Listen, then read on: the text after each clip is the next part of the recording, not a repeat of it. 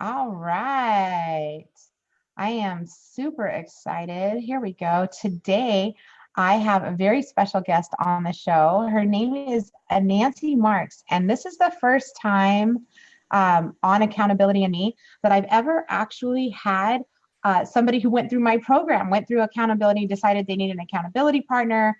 They called me up, and we had a strategy session, and now she's here and she's going to talk about her experience and what she does. Nancy, welcome to the show. Oh, thank you, Trina. I'm so happy to be here. So happy to be on your show. And what I have to say about Trina, I was so excited, and she really helped me get on track with bringing in corporate clients to help fund our nonprofit, because we have a vision for our nonprofit. Of course we do. And we're driven and motivated by our vision to nourish people. We nourish them mentally, spiritually, physically, emotionally. But unlike some other nonprofits, we also have a business model where we're not just relying on grants, we're not just relying on donations. We are reaching out to businesses, companies, corporations that, and we're offering them mindfulness programs, health and wellness programs. And that is where I needed to focus, knowing that if I made X amount of calls, and thank you, Trina, you suggested 5, because I wanted to make like 100, 120 calls a month. Well, that feels daunting, right? But when you break it down to 5 or 6 or 7 calls per day, at the end of that 30 days, you have your 100 or 120 calls. So Right. that is how I found your program so helpful. And, Yeah. and I mean, in all honesty, I guess it's some kind of psychological thing, because I knew what I had to do, but I wasn't doing it. But when I knew that you were going to call me every morning at 8:20 and lovingly nudge me and ask me where I had made my accomplishments and how many calls I had made, then it just kind of came naturally. Yeah. It's a lot easier when we take that big big goal and we break it down into smaller goals. Someone said, I can't remember who said it. I think I was at a Jack Canfield event, and he goes, "You know how to eat an elephant? One bite at a time." So it could be this big, huge thing that you got to get done. But if you do a little bit every day, oh my gosh, at the end of the month, you were knocking it out of the park. You were making so many phone calls. Like by the end of the week, it was just incredible. You went above and beyond even what your initial goal was. Mm-hmm. Definitely. And here's what surprised me. It didn't feel as if, I guess, well, I'm an adult, but it didn't feel as if a taskmaster, like, oh, I better do this, I should do this. That's what I teach my clients. We don't should upon ourselves. This was a choice that I was making. If I really wanted to make this business model a success, here's what I had to do. And so, it just felt encouraging, it felt supportive, it felt nurturing, and that's exactly what I needed, and that's exactly what helped catapult Yeah. vision. Ultimately, the vision is what I live by every day, and as I create this and let it organically unfold. But yeah, we have to put our steps in, one step in front of the other, and create that forward motion. Yeah. And that was one thing about helping you is I got to see that breakdown. And when I share it with my clients, often well, actually at the start of every call, I tell them, I'm not your mom, I'm not your boss. Like, you're not in trouble with me because I didn't give you these tasks to do. You said to me, this is what I want to do. So I just kind of help you stay on track and work with that, so you're getting the things done that you want to do. So you're never in trouble with me. It's always more of an empowering call and focusing on the things that you did accomplish. I find that if we focus on what we didn't do, we tend to feel bad about ourselves. Like, who wants to sit around and talk about all the stuff you didn't get done? When you focus on the things that you did do, it's very exciting, it's very empowering, it feels really good, and it's really addicting. I agree. It was as if one thing just kept unfolding and kind of snowballing in a good way. Um, yeah, so I can't say enough. And I highly encourage and urge anyone who might be feeling a little overwhelmed or a lot overwhelmed or need some clarity on their own goals and their own direction, that they definitely call you and set. Yeah, definitely. Thank you so much. Thank you so much. Thank you for saying that. What I really wanted to talk about, however, today was your nonprofit, Willow Tree. I'm excited to, I mean, I know more than the listeners out there, but why don't we just take it back to the beginning and talk about, maybe a synopsis of what it is, but then how it got started and where you're going with it now. Okay, it got started, actually, it'll be 4 years. We got our 501c3 in May of 2015, so it is 4 years. And it started out slowly, very slowly. There's a lot to getting a 501c3 set up, but the vision was always there. And I'll repeat, the vision is to nourish people mentally, physically, emotionally, and spiritually. And we do that with tools that allow people to holistically, lead healthy lifestyles and be more motivated, more inspired. And the tools that we use are various kinds of courses and classes and workshops. And these, as a result of these programs, people are more motivated, more inspired, more mindful, more enlightened, moving into that evolvement of making the world a better place. And once again, it's taking small bites off a large elephant. So one of the programs that we started 4 years ago, this is our 4th annual kids camp, and we do a summer camp a week of nothing but locally sourced, organic, healthy, nutritionally dense food. And we teach the children the proper way to eat. And I'm not talking manners. I'm talking about healthy, live foods. And we teach them it's important to support your local farmers, grow local, eat local. And we have chefs that come in and donate their time and teach the kids their passion about cooking. Yes, yes, yes. I want to go. I know. That's the thing we're working on, actually, is creating a day during the camp where adults can come and learn from one of our local chefs. We're talking to David Waite. That was actually his idea, from Wrench and Rodent. He said he has plenty of adults who would love to know more about zero. His thing is zero waste. He can make a demi sauce out of beet greens. I mean, it's amazing. And I'm not kidding. I'm not making that up. He really can. And he donated his time last year for a whole day and taught the kids about preparing sushi. Oh my gosh, he was the hit of the camp. So think about it. If we have kids who are food insecure, which we have them right here in North County, many of them that go to school hungry, they don't know where their next meal's coming from. And if they are eating foods, junk food, so to speak, they're in survival mode, and their body's in survival mode. And we have a problem with obesity. So how are they going to worry about making the planet or even their family a better place if they have to worry about where their food's coming from? Right. So the more we educate people, the more open they are to helping one another, the healthier communities we have. So that's kind of how this then, just like your program, this begins to unfold and snowball in a good way. So Wow. that's what we're doing for the kids. Well, we do have another program. And we do offer that on a sliding scale. Now we do want companies and corporations to step up so that we can offer more scholarships. And so we do ask the community for help with that. We also have a program in an elementary school right now. It's a mindfulness in yoga. We call it stretching, but it is a mindfulness in yoga program. We're working with 75 kids every week for 13 weeks. And this is a socioeconomically underserved elementary school in Oceanside. So we're trying to keep it very local, Oceanside, Vista, Carlsbad, but some of the areas that are struggling a little more. So we already have these kids programs in place because our kids are our future, right?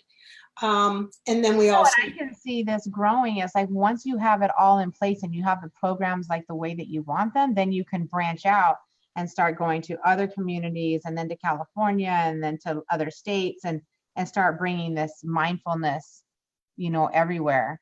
Absolutely. Mm-hmm. Yeah. Mm-hmm. Yeah, that's part of the plan. But, we don't want to get ahead of ourselves. And there are other really other good programs out there that we can support one another. Mm-hmm. We don't always have to keep going in and reinventing the wheel because there are so many good people doing so many good things of a similar nature. We just don't have anything quite like this that I'm aware of in North County. So, well, I think for me is I am not in that environment. So to have somebody like I'm not surrounded by nonprofits, I'm not. It's just not. So when I hear of something, I just think that is an amazing thing, and they should have it everywhere. Like everyone should have this available to them. So that's just what I meant by that. So your programs with Willow Tree that you have that you're building. So how do you get your funding?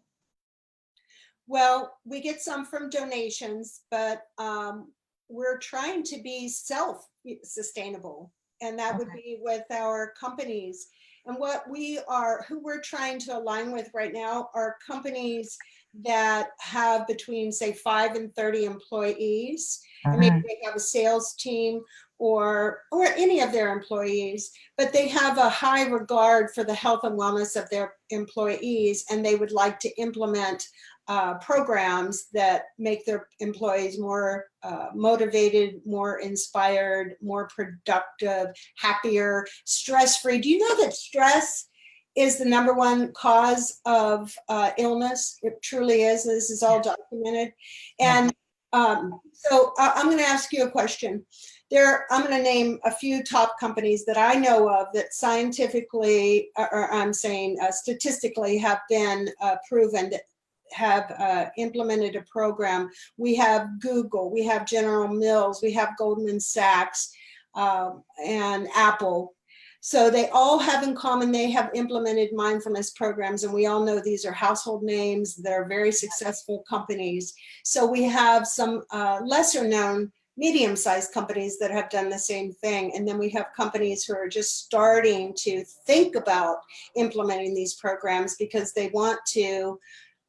Well, many of them, it can be to increase their bottom line. There's nothing wrong with that. But then the other kind of residual effect from that is they have happier employees that stick down. And Aetna did some kind of test, I don't know, but they figured out that $2,000 per year is saved per employee when companies implement just mindfulness. We're not mindfulness programs. We're not talking about health and exercise and nutrition, just mindfulness. Yeah. So, because we focus more and then we realize what's important to us. We're more calm. We're actually able to get more done when we're mindful of what we're doing in the present moment.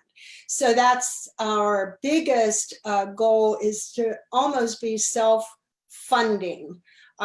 Particularly until we can hire, say, grant writers. We can hire a community person that can go out and drum up donations.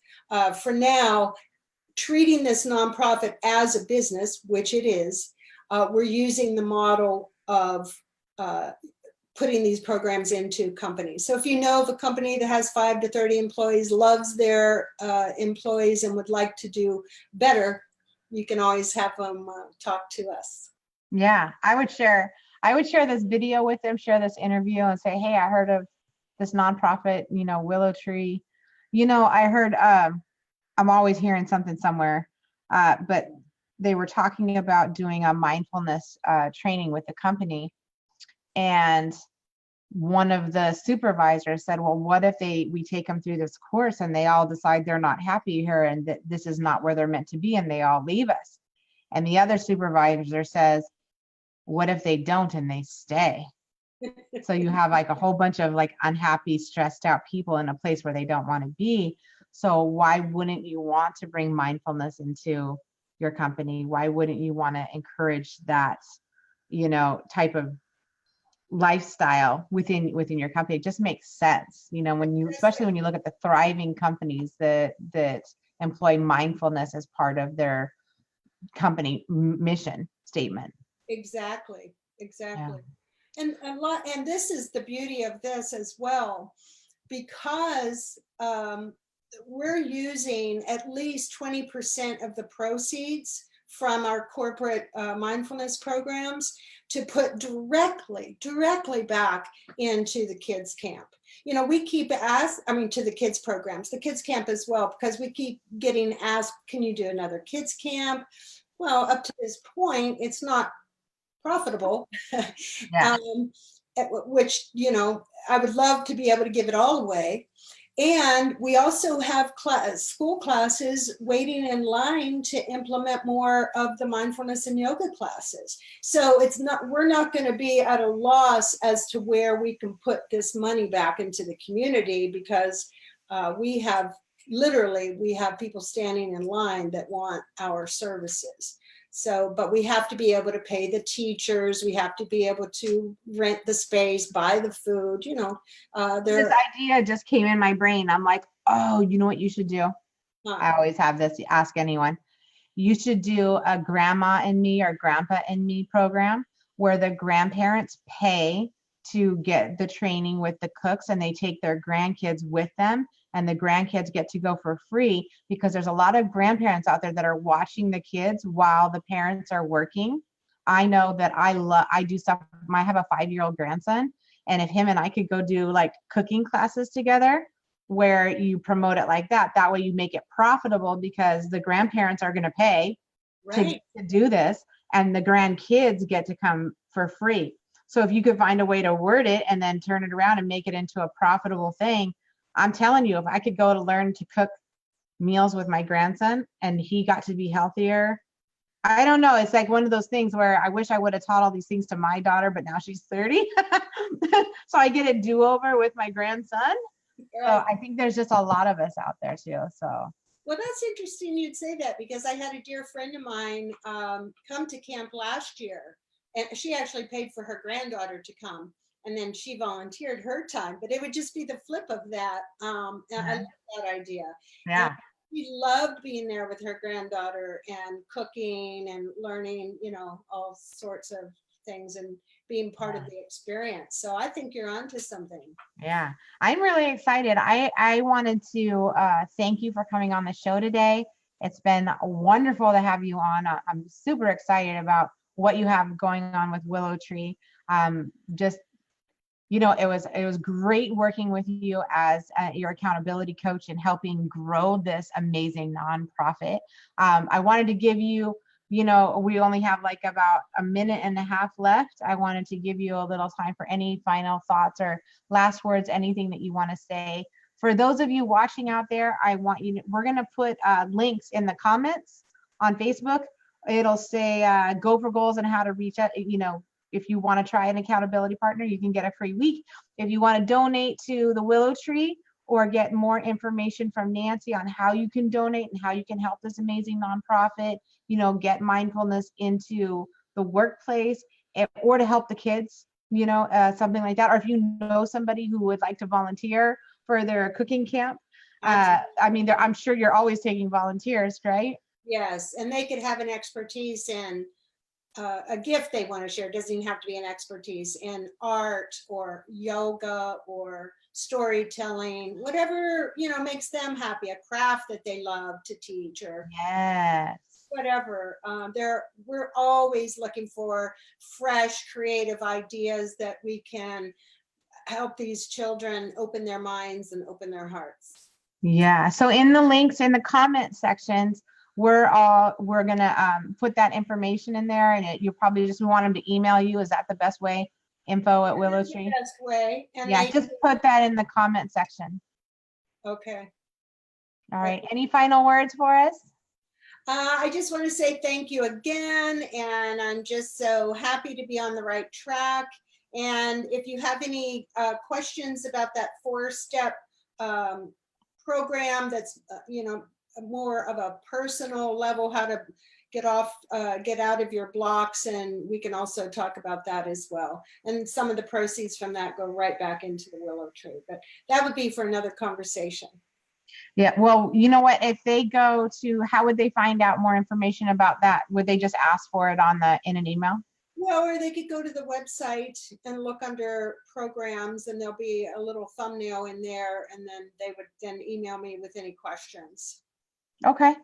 Okay. So you guys heard it here. You know how to get a hold of her. We'll put the links in the comments section and you can reach out that way. All right. Well, thank you for being on the show, Nancy. I had a fabulous time, and out there in Facebook land. You guys have a great day. Talk to you soon. Bye. Thank you so much. Bye-bye.